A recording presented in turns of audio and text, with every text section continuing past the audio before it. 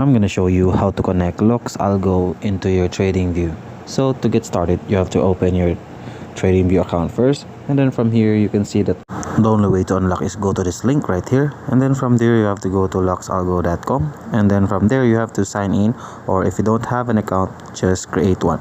So from there make sure that you use the same email as your Tradingview account so that it will sync just when you purchase on Luxalgo.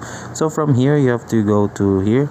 How does it work? So once you sign up to a plan above, they will email you, or it will redirect you just after you purchase one. So from there you will just have to wait, or if you miss the notifications, they will just email you for the subscription or for the plan, that it will redirect you also to Tradingview.